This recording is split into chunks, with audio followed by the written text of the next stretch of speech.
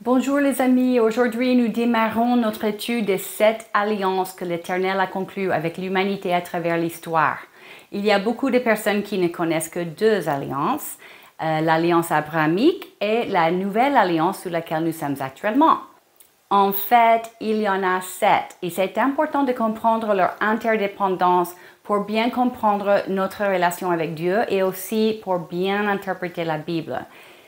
Et pourquoi est-il important de bien interpréter la Bible? Parce que les promesses de Dieu, telles que la santé, la prospérité, la paix, sont saisies par la foi.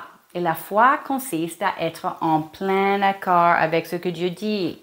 Alors c'est clair que si nous ne savons pas ce que Dieu dit, nous ne pouvons pas être d'accord avec lui. Nous ne pouvons pas être dans la foi. Et par conséquent, nous ne pouvons pas manifester sa volonté dans notre vie. Une bonne compréhension de ce que Dieu dit est donc fondamentale pour avoir une bonne relation avec Dieu et pour recevoir de lui. Comment le diable a-t-il trompé Ève dans le jardin d'Éden? Il lui a dit, Dieu a-t-il réellement dit, vous ne mangerez pas de tous les arbres du jardin? Le diable est toujours en train d'essayer d'exploiter notre ignorance de la parole de Dieu ou notre méfiance envers la parole de Dieu. Il a utilisé la même tactique avec Jésus, n'est-ce pas? Lorsque le diable a tenté Jésus dans le désert, il lui a dit, « Si tu es réellement le Fils de Dieu, jette-toi en bas, car il est écrit, il donnera des ordres à ses anges à ton sujet, et ils te porteront sur ses mains, de peur que ton pied ne heurte contre une pierre. » Vous voyez, le diable a même cité la Bible. Et Jésus a cité la Bible à son tour. Il a répondu, il était aussi écrit, « Tu ne tenteras point le Seigneur, ton Dieu. » Il y avait donc quelque chose de vrai dans le propos de Satan. Il a cité correctement une portion des Écritures, mais il l'a retiré de son contexte et il a perverti sa signification. Et Jésus connaissait non seulement le texte des Écritures, mais il comprenait son contexte et sa vraie signification. Grâce à cela, il a discerné la tromperie du diable. Et pour éviter de tomber dans les pièges du diable et bénéficier de toutes les bénédictions de Dieu, il est indispensable de connaître non seulement le texte de la Bible, mais aussi pouvoir l'interpréter correctement.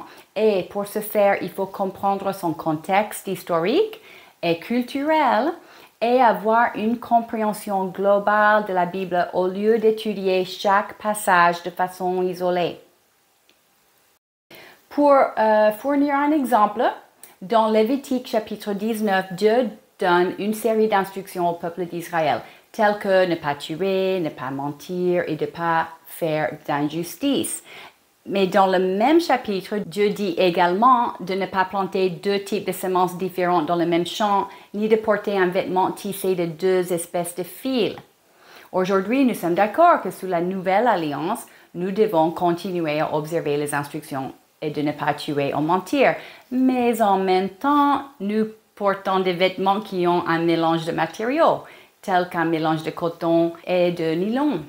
La question est, comment savons-nous quelles instructions sont toujours valables et lesquelles ne le sont plus? Et vous, que croyez-vous? Et pourquoi vous le croyez? Le croyez-vous parce que vous l'avez entendu quelque part?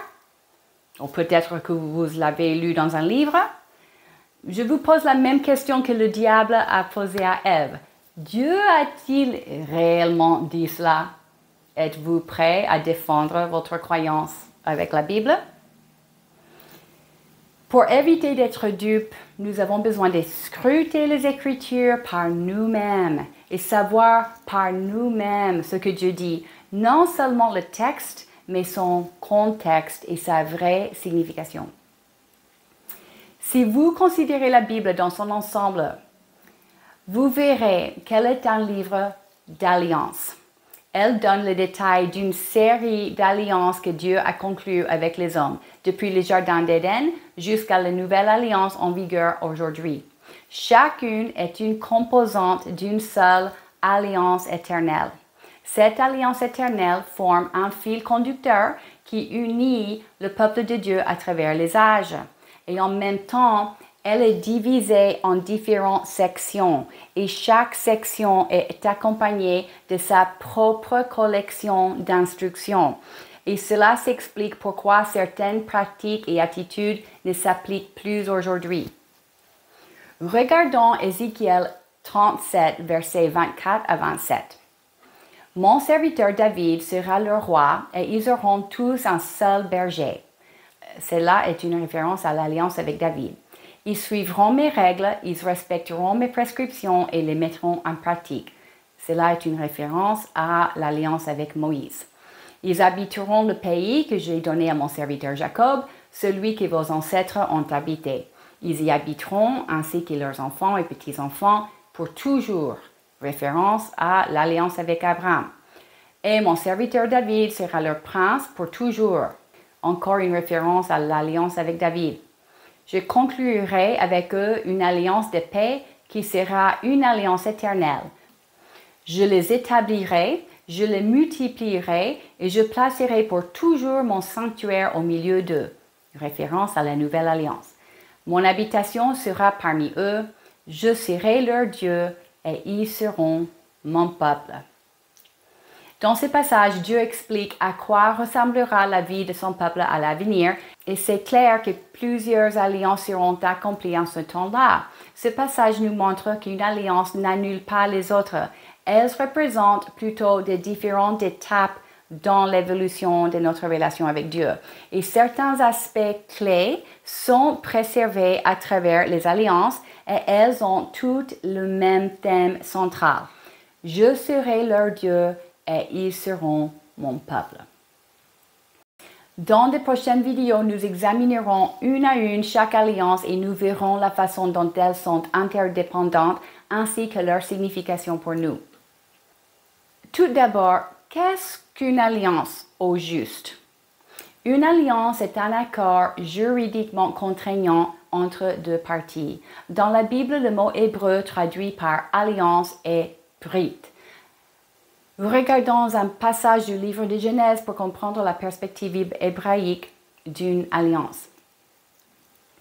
Abimelech vint de Guérar le trouver avec Ahuzat, son ami, et Picol, le chef de son armée. Isaac leur dit, « Pourquoi venez-vous me trouver, puisque vous me détestez et que vous m'avez renvoyé de chez vous? » Ils répondirent, « Nous voyons que l'Éternel est avec toi. C'est pourquoi nous disons qu'il y ait un serment entre nous et toi, concluons une alliance avec toi. Jure que tu nous ne feras aucun mal, de même que nous ne t'avons pas maltraité, que nous t'avons fait seulement du bien et que nous t'avons laissé partir dans la paix. Maintenant, tu es béni de l'Éternel. » Isaac leur prépara un festin et ils mangèrent et burent. Et ils se levèrent de bon matin et se prêtèrent mutuellement serment. Isaac le laissa partir et ils le quittèrent dans la paix. Ici, nous voyons que, premièrement, l'objectif d'une alliance est d'établir une relation durable. Abimelech voulait avoir une bonne relation durable avec Isaac. Deuxièmement, il y a des termes que chaque partie doit respecter. Dans ce cas, chaque partie a promis de ne pas faire du mal à l'autre.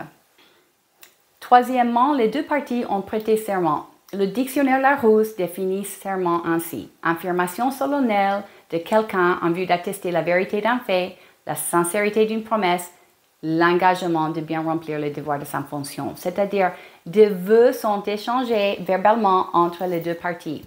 Les paroles font partie intégrante d'une alliance.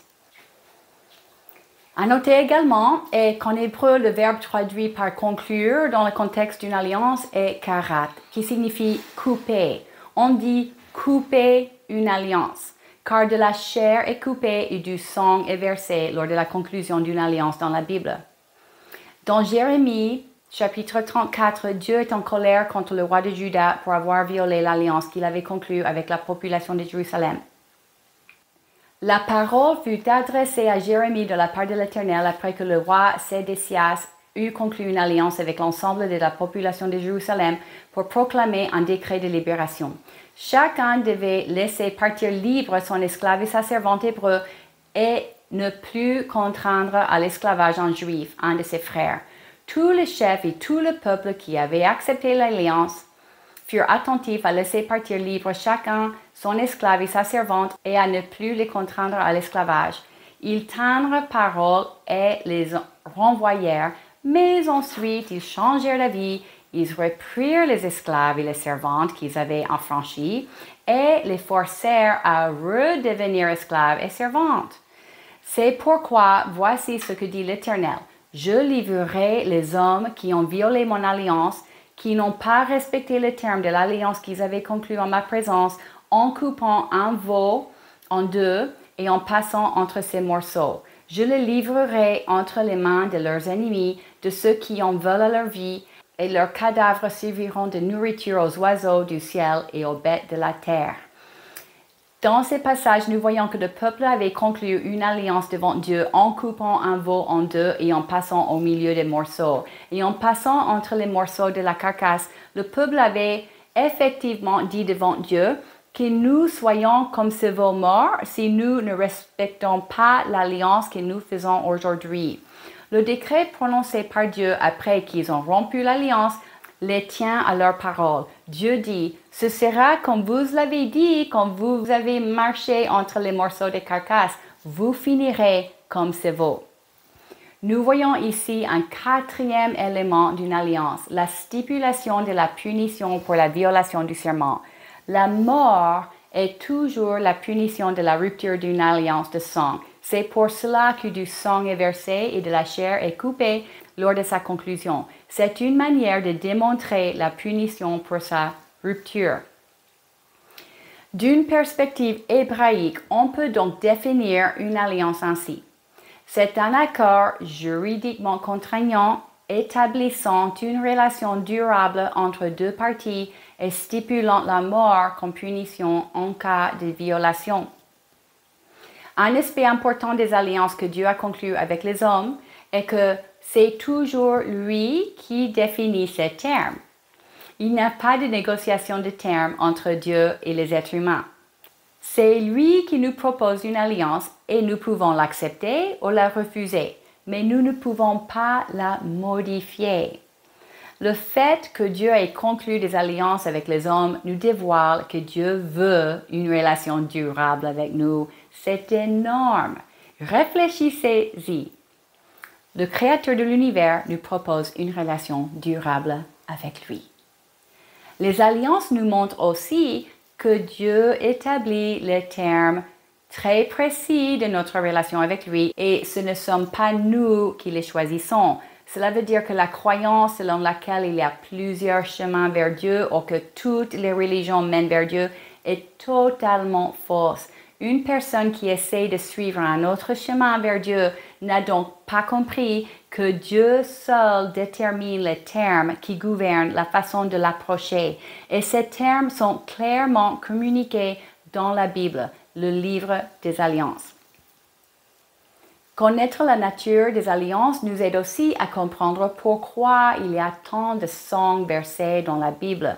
Nous avons vu que les alliances sont des accords qui stipulent la mort comme conséquence de sa rupture. Si une alliance n'est pas respectée, du sang doit être versé. Les personnes conscientes de leur péché comprennent que du sang doit être versé en raison de leur violation des termes de l'alliance. Ce sera soit leur propre sang, soit un sang de substitution. Les croyants se réjouissent du sang de substitution trouvé dans les pages des Écritures. Dans les prochaines vidéos, nous verrons chacune de ces alliances à son tour, alors abonnez-vous à cette chaîne pour ne pas les manquer. Voilà, c'est tout pour aujourd'hui. Soyez bénis et à bientôt!